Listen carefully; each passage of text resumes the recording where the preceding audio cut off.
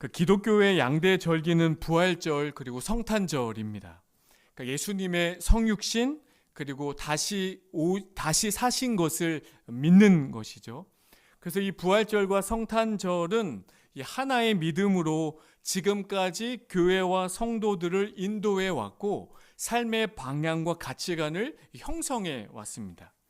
그래서 이 성탄절과 부활절이 가져다 주는 이 하나의 믿음은 그 재림신앙으로 우리를 안내해 주는데, 이 재림신앙에 관한 것은 교회가 만들어낸 것이 아니라 예수님께서 직접 말씀하셨기 때문입니다. 내가 다시 오겠다라고 말씀하신 그 예수님의 말씀 때문에 우리는 주님의 재림을 믿는 것입니다. 그래서 이 재림신앙은 지난 2000년의 기독교의 역사 가운데 이 성도들의 교회의 방향성을 만들어내 왔습니다. 그래서 누군가는 이렇게 말할 수도 있어요. 재림만 믿으면 되지 세세한 해석이 필요한가? 그러니까 성도들은 거기에 관심이 없어. 예수님만 잘 믿으면 된다라고 누군가는 말할지도 모르겠습니다. 그러나 성경의 해석이 왜 중요한가? 이 성경의 해석은 결코 사소한 일이 아니기 때문입니다. 왜냐하면 그러니까 성경의 해석이 교회의 방향성을 결정하고 신자들의 믿음 위에 형성된 삶의 가치관을 형성하기 때문에 해석은 굉장히 중요한 것입니다. 그래서 한편 우리가 단편적으로 알 수 있는 것이 이 재림에 관한 그릇된 해석 때문에 교회와 성도들의 삶이 얼마나 망가졌는지를, 파괴시켜 왔는지를, 그릇된 재림관 때문에 교회가 얼마나 파괴됐는지를 우리는 역사적으로 알고 있어요. 그러니까 한국만 봐도 세대주의라든지, 그리고 우리 어르신들께서는 다 한번 경험해 보셨을 그 다미 선교회 같은, 주님이 재림하신다, 그래서 집에 모여가지고 막 열렬히 24시간 동안 기도하고 있는데 아무 일도 일어나지 않았던, 알고 보니까 다미 선교회 교주는 이미 성도들의 돈을 다 헌물 받아서 자기 차명계에 다 넣어놨던, 그래서 구속이 됐던 사건이 있지 않았습니까? 그러니까 그릇된 해석관이 교회를 파괴시켜 왔고 성도들의 삶을 파괴시켜 왔습니다. 그러니까 신천지도 그런 것이죠. 그래서 오늘 본문은 재림에 관한 풍성한 가르침을 우리에게 알려주고 있는데, 먼저 바울은 부활에 관해 말하고 있습니다.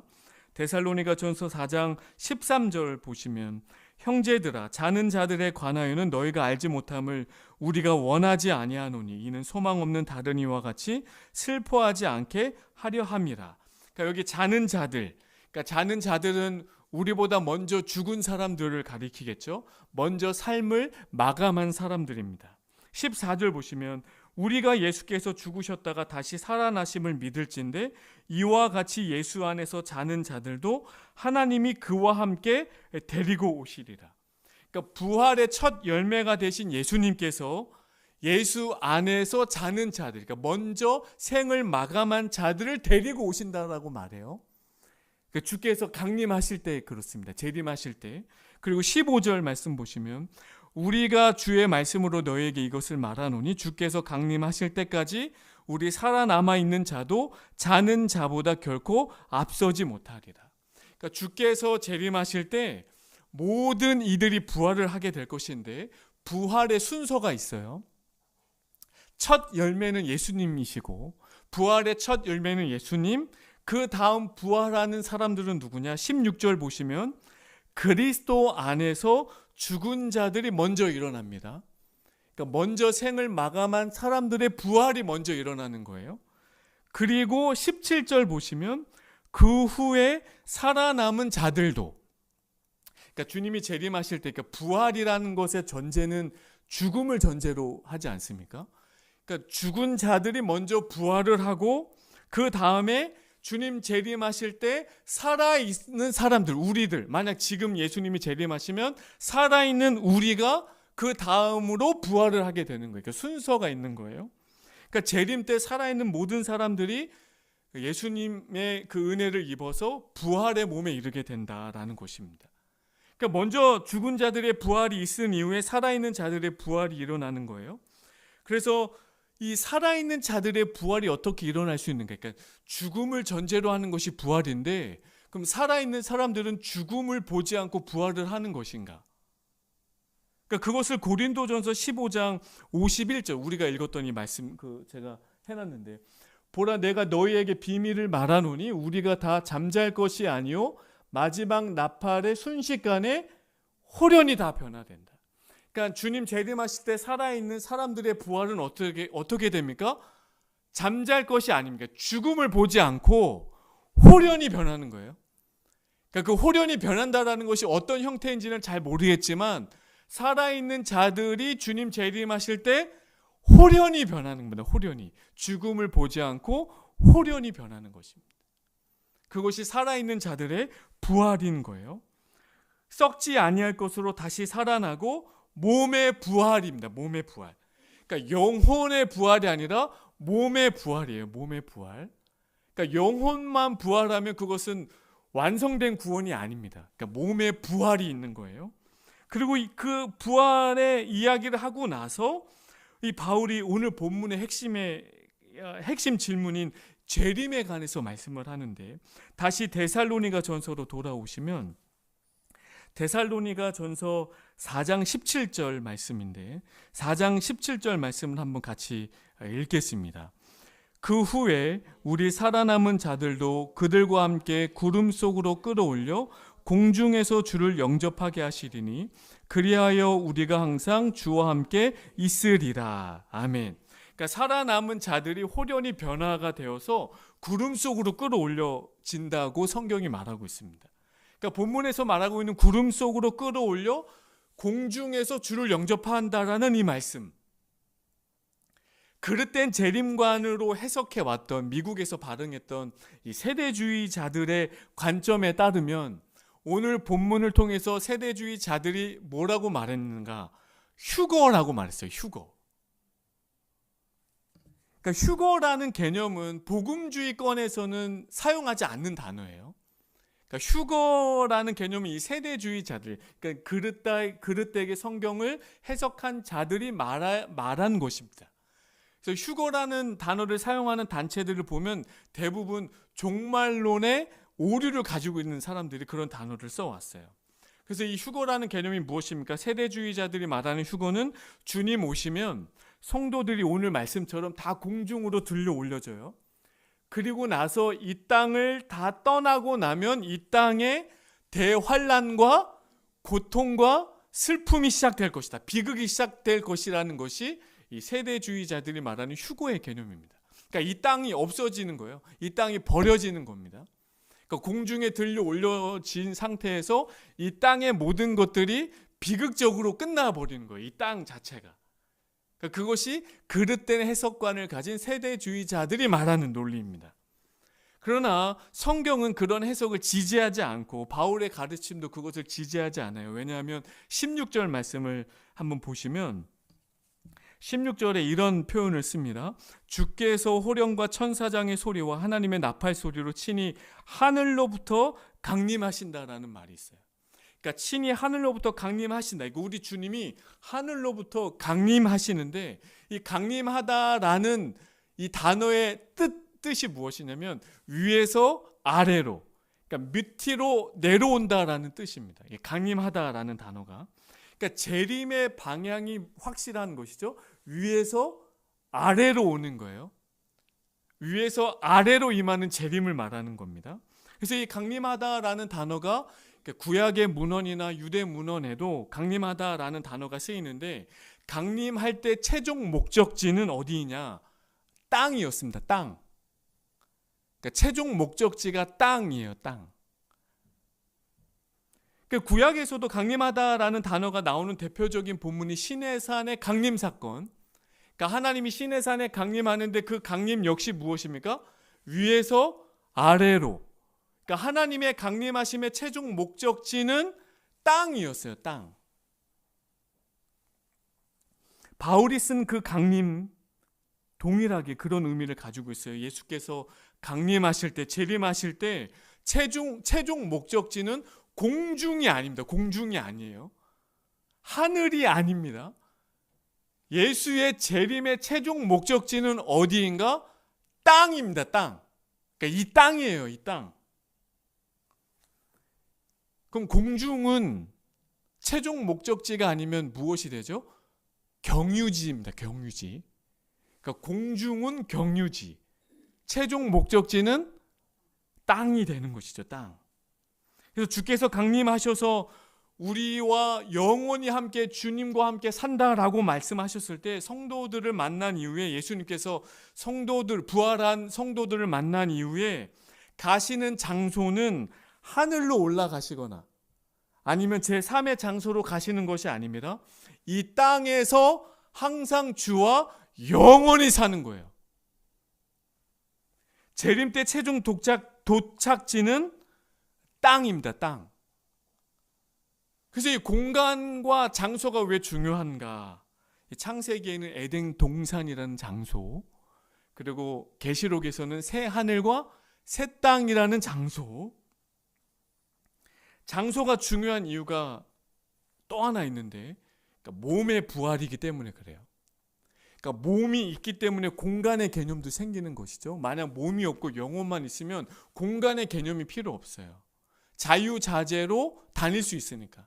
근데 몸의 부활이기 때문에 공간이 필요한 거예요. 공간. 그래서 공간이 우리에게는 너무 중요한 이 재림의 신학적 의미를 가져다 줘요. 예수께서 재림하실 때 최종 목적지는 공중이 아니라 다른 어느 곳으로 데리고 가시는 것이 아니라 그 공중을 통해서 땅으로 오시는 겁니다. 땅. 이 땅에서 항상 주와 영원히 함께 사는 것입니다. 일반적으로 사람들이 생각하기를 영적 여정을 다 마치면 천국으로 올라간다라고 생각을 해요. 장례식장에서도 우리가 천국으로 올라갔다, 슬퍼하지 마라 이렇게 말을 하는데, 공중에서 주님 만나고 주님 오셨던 하늘로 다시 올라간다라고 생각을 해왔어요. 사람들이. 이런 주장은 앞서 말씀드린 것처럼 미국에서 한때 굉장한 그 인기를 끌었던 그 세대주의자들의 그 해석이었습니다. 그러니까 공중으로 올라갔다가 예수께서 하늘에서 내려왔으니 그 부활한 사람들을 데리고 다시 하늘로 간다라는 것은 미국의 그 세대주의자들의 주장인 것입니다. 그러나 이런 주장 역시 성경이 지지하지 않는다라고 말씀드렸어요. 왜냐하면 이 신구약에서 말하는 종말론과 구원론과 조화가 되지 않기 때문에 그래요. 대표적으로 로마서 4장 13절에서 바울이 이렇게 썼습니다. 아브라함이나 그 후손에게 세상의 상속자가 되리라고 하신 언약은 율법으로 말미암은 것이 아니요 오직 믿음의 의로 말미암았다라고 말했어요. 그러니까 하나님은 하나님의 자녀들에게 상속물을 주세요. 상속물. 그러니까 우리가 하나님의 기업을 물을 자들이잖아요. 상속물을 주시는데 그 상속물이 무엇입니까? 세상의 상속자예요. 세상의 상속자. 그러니까 이 세상을, 이 땅을 하나님이 우리에게 상속물로 주시는 거예요. 근데 이 땅을 상속물로, 이 세상을 상속물로 주시는데 이 세상을 버리고 하늘로 가버린다. 굉장히 부조화되는 해석인 것이죠. 하나님께서 우리를 그분의 자녀 삼으셨다라고 말하고 언약 백성으로 삼으신 까닭은 이 세상을, 이 땅을 상속물로 주시고자 우리를 상속자로 삼으셨다. 이 세상을 주시는 거예요. 그리고 로마서 8장 19절에 따르면 피조물이 고대하는 바는 하나님의 아들들이 나타나는 것이라고 말했습니다. 그러니까 피조 세계가 지금 무엇을 기다리고 있냐면 해방을 기다리고 있어요. 그러니까 우리 인간이 죄와 사망으로부터 해방을 기다렸던 것처럼 예수를 통하여서 우리 안에 있었던 모든 죄와 사망의 율법이 해방이 된 것처럼 피조 세계 역시 해방을 기다리고 있어요. 그러니까 피조물들의 아들들이 그랬던 것처럼 피조 세계 역시 해방을 기다리고 있는데 이 세상을 해방을 기다리고 있는 이 피조 세계를 버리고 하늘로 올라가 버린다. 이게 바울의 이 신학과 굉장히 어울리지 않는 해석이 돼버리는 것입니다. 그래서 바울이 일관되게 가르치는 것을 생각해 보면 만일 성도가 공중에서 주님을 만나서 만물을 버리고 이 세상을 버리고 하늘로 데리고 간다라는 것은 바울 입장에서 한 번도 생각해 본 적이 없는 거예요. 이 땅은 부패 상태로 내버려 두고 비극이 일어나고 타락이 일어나고 환란이 일어나고 그것을 바라보고 공중에서 하늘로 가버린다. 이것은 바울이 말하는 재림의 때가 아니라는 것입니다. 그렇지 않아요. 그리고 우리가 하나 더 좀 보고 싶은 것은 고린도전서 15장 28절의 말씀인데, 이렇게 보시면 만물을 그에게 복종하게 하실 때, 그러니까 재림 때입니다. 이 종말의 때예요. 고린도전서 15장 자체가 종말장이니까 종말장에서 만물을 그에게 복종하게 하실 때, 그러니까 예수의 통치가 이 세상 모든 만물에 영역을 미칠 때, 아들 자신도 그때의 만물을 자기에게 복종하게 하신 이에게 복종하게 되리니 이는 하나님이 만유의 주로서 만유 안에 계시려 하심이라. 그러니까 고린도전서 15장에 따르면 그리스도께서 모든 죄와 악의 세력을 멸하신 이후에, 죄와 사망을 멸하신 이후에 그리스도께서 이 나라를, 이 세상을 하나님 아버지께 바치고 제가 통치하겠습니다 라고 우리 그리스도께서 말씀을 하시는데, 그때 세상의 종말의 때에, 마지막 때에 우리 하나님 아버지께서는 무엇을 하시냐? 만유의 주로서 만유 안에 계신다라고 말해요. 그러니까 이것을 좀 더 쉽게 말하면 피조 세계, 그러니까 피조물 안에 하나님이 내주하시겠다라는 말입니다. 그러니까 하나님이 이 세상 만물에 내주하시는데 사람은 부활하여서 천국으로 가버리니까, 하늘로 올라가 버린다? 그럼 이 만물 안에 내주하시는 하나님의 영광과 아무런 상관이 없는 거예요. 하나님 아버지께서는 만물 안에 내주하신다라고 말했습니다. 이것이 역사의 마지막 때의 장면이 될 것입니다. 그리스도께서 이 땅을 통치하시고 아버지께서는 만물 안에 내주하시는데, 그리고 상속물로 우리에게 이 땅을 주시는데, 내주하시는 이 피조 세계를 상속물로 주시는데, 그 상속물을 놔두고 공중으로 올라가 버린 다음에 하늘로 올라가 버릴 수는 없는 거예요. 그리고 다시 데살로니가 전서 4장 17절로 돌아와 보시면, 17절 다시 보시면 구름 속으로 끌어올려 공중에서 영접하게 하신다라고 말했습니다. 그러니까 영접하다라는 단어는 이 당시 세계에서 일반적으로 사용되는 단어가 절대 아니었어요. 전문 용어였습니다. 당시 사회에서 왕이 자기가 통치하는 땅에 방문을 했을 때, 왕이 그 땅을 다스리는데 자기 건데, 그 지역을 방문했을 때 그 지역 사람들이 집안에 가만히 있지 않죠. 그러니까 환영단을 만들었어요. 그 영접단을 만들었습니다. 그래서 왕이 그 땅에 통치하는 왕이 온다라는 소식을 들으면 그 지역 주민들은 영접단을 만들고 사람을 선별해서 나팔과 악기를 가지고 왕을 맞이합니다. 그리고 왕을 맞이하며 나아갈 때 나팔을 불어요. 그리고 나팔을 불면서 왕과 함께 다시 어디로 가는가? 왕이 원래 다스리던 그 땅, 방문하고자 했던 그 땅으로 영접단과 함께 같이 돌아가는 겁니다. 이게 영접하다라는 고대 사회의 그 당시의 전문 용어였어요. 그러니까 아무 때나 이 영접하다라는 단어를 쓰지 않았다라는 것입니다. 그러니까 바울은 그것을 굉장히 명확하게 알고 있었기 때문에 이 영접하다라는 단어를 들으면 사람들은 왕이 땅으로 왔구나. 그래서 바울은 주님 강림하실 때 천사들의 호령과 나팔 소리가 울릴 것이라고 말했는데, 나팔 소리의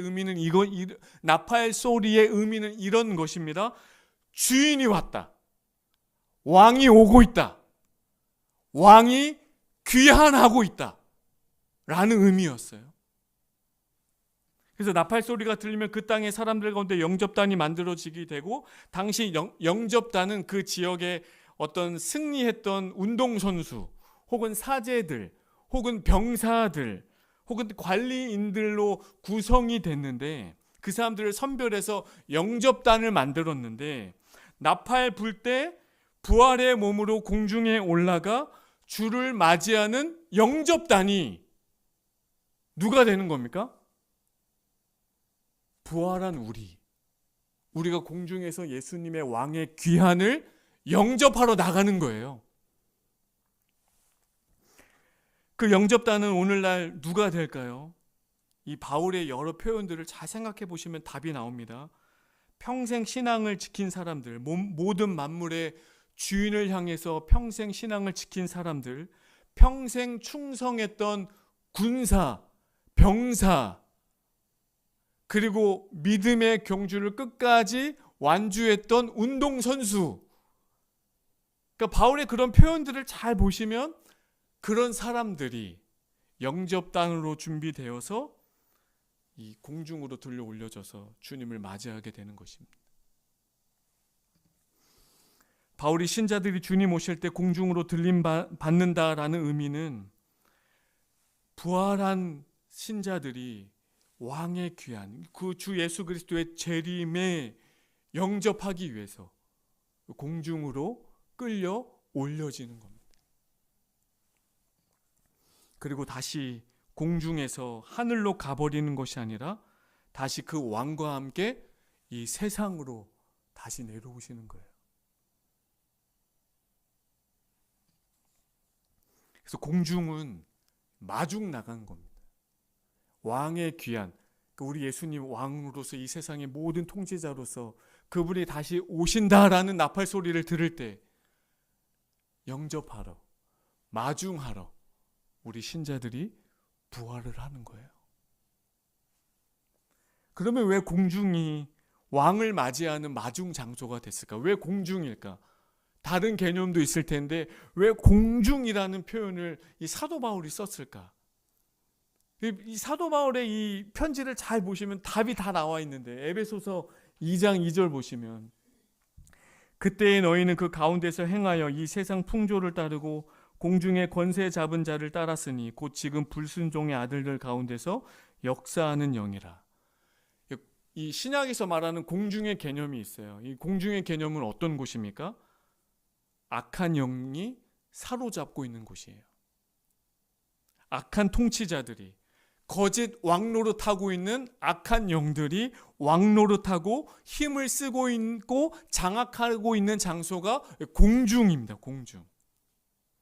그런데 바울은 그 공중이 주님과 함께 만나는 장소가 됐다고 말해요. 무슨 의미입니까? 하나님의 세상을 타락시키고 부패시키고 거짓 왕노릇하고 있던 악의 세력이 완전히 심판당해서 진멸된 것을 확인시켜 주시는 공간으로서의 공중인 것입니다. 그리스도의 재림은 의인에게는 부활, 의로운 부활이 일어나겠지만 악인에게는 심판이기 때문에 어둠의 권세가 완전히 진멸된 것을 확인하고 그 공중에서요. 참된 왕이신 그리스도의 승리의 나팔이 불리는 승리의 장소로 바뀌게 된 것임을 보여주시기 위해서 공중에서 주를 영접하게 되는 것입니다. 그리고 계시록 21장 1절과 2절을 보시면 묘사할 때 새 예루살렘이 하나님께로부터 하늘에서 내려온다고 그래요. 그러니까 새 하늘과 새 땅이 내려오고 있어요. 그러니까 위로 올라가거나 아니면 이 지구가 불타 없어져서 새롭게 만들어지는 것이 아니라 주의 강림이 이 땅에 내려오셔서 새 하늘과 새 땅을 완성시키시는 것처럼 새 예루살렘이 어떻게 됩니까? 내려오는 거예요. 그러니까 올라가는 개념이 아니라 내려오는 거예요. 그러니까 그리스도의 성육신과 같은 느낌인 것입니다. 내려오시는 거예요. 내려와서 이 땅에서 새 하늘과 새 땅을 만드시는 것입니다. 그래서 이 땅은 불타 없어지는 개념이 아니에요. 완전히 새롭게. 그러니까 우리 부활의 몸이 살아있는 자들의 몸이 홀연히 변화된 것처럼 이 땅 자체가 홀연히 새 하늘과 새 땅이 되는 것입니다. 그곳에서 우리 주와 함께 영원히 사는 것입니다. 인간이 부패했다고 죄로 오염되고 타락했다고 우리 하나님은 인간을 버리시지 않으셨어요. 그 타락한 몸에 생명을 주셔서 그 몸을 부활의 몸으로 부활시키신 분이십니다. 그 하나님께서 이 세상이 타락했다고 해서 이 세상을 버리시는 분은 아니십니다. 하나님은 그의 형상으로 지음받은 사람을 부활시키시는 것처럼 이 땅, 타락한 이 땅을 새 하늘과 새 땅으로 호련히 변화시키시는 분이라는 것을 우리는 기억해야 될 것입니다. 몸과 하늘과 땅 역시 새롭게 되어서 부활의 몸으로 새 하늘과 새 땅에서 영원히 우리 주와 함께 사는 거예요. 그래서 먼저 잠자는 자들이 이제 몸이 이제 부활을 기다리고 있는데, 그러면 이제 영혼은 어디에 있나요? 죽으면 그 예수님께서 그 십자가에 달려 돌아가실 때 그 죄인에게 이렇게 말씀하셨죠. 낙원에 있으리라고 말했어요. 그러니까 영혼은 낙원에 있어요. 그 낙원이 어디인지는 잘 모릅니다. 그러니까 우리가 만약 죽으면 몸은 땅에 묻혀요. 그러니까 영혼은 낙원에 있는 거예요. 낙원에. 그래서 주님 재림하실 때 그 영혼과 몸의 부활이, 그러니까 결합이라고 말하는, 부활체라고 말하는데 그게 부활이에요. 몸과 영혼의 결합. 그 부활이 완전한 부활인 것이죠. 그 낙원의 대기 중입니다. 이것이 이제 중간 상태라고 말하는데, 그래서 이 중간 상태를 8월에 한번 다루고자 합니다. 짧게, 길게 하면 이제 졸릴 수 있으니까 그런 상태인 거예요. 그래서 그렇게 부활이 일어나고 우리는 호련히 변화되고 그 이 땅에 새 하늘과 새 땅이 이루어지는 것입니다. 그러므로 우리는 이 땅을 살아가고 있는데 우리는 어떻게 살아야 되는가? 이 사도 바울이 말해주기를 18절에 보시면, 데살로니가전서 4장 18절에 보시면, 그러므로 이러한 말로 서로 위로하라라고 말합니다. 왜 성도에게 주님의 재림과 새 하늘과 새 땅의 개념이 왜 위로가 될 수 있는가? 우리는 살아오면서, 우리 어르신들께서는 더 그러셨겠지만, 세상을 먼저 떠나보낸 우리 부모님들이 계시고, 또 배우자를 떠나보내고 자녀를 가슴에 묻고 살아가는 슬픔들을 겪어왔습니다. 그러니까 사랑의 크기가 크면 클수록 슬픔은 더 커요. 머지않아 우리 역시 사랑하는 이를 두고 떠나야 합니다. 그 떠날 시간이 조금씩 다가오고 있어요. 그 슬픔이 이 땅에서 계속되고 있습니다. 그리고 우리가 아무리 애써도 잘 되지 않는 일들이 우리의 삶 가운데 여전히 있고요. 그래서 이 하이델베르그 일문일답에서 이렇게 보시면 1600년도에 만들어진 이 본문, 이 하이델베르그 요리문답에서 첫 번째 질문이 이거예요.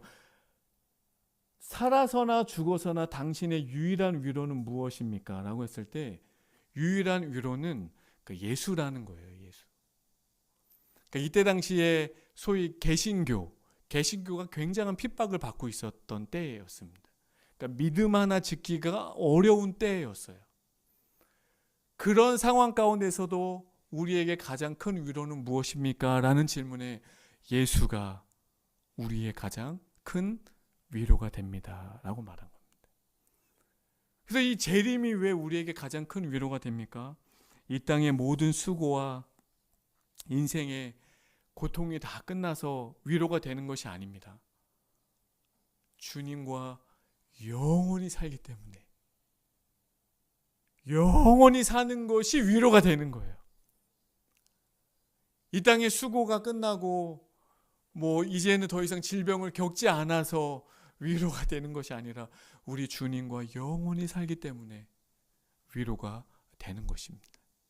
그러므로 이 땅을 살아가는 우리는 살아서나 죽어서나 예수 그리스도의 것인데, 그 예수가, 그리고 그 예수께서 우리를 부활의 몸으로 우리를 마중단으로 만드시고, 그리고 영원히 이 땅에서 새하늘과 새 땅으로 호련히 변화시키시는 그 예수께서 우리를 영원히 만물에 내주하시는 그 하나님의 그 영광을 맛보면서 살아갈 수 있기 때문에 그것이 우리에게 위로가 되는 것입니다.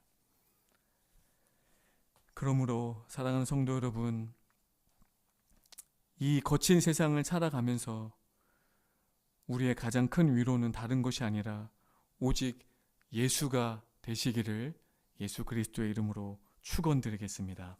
아멘. 같이 기도하겠습니다.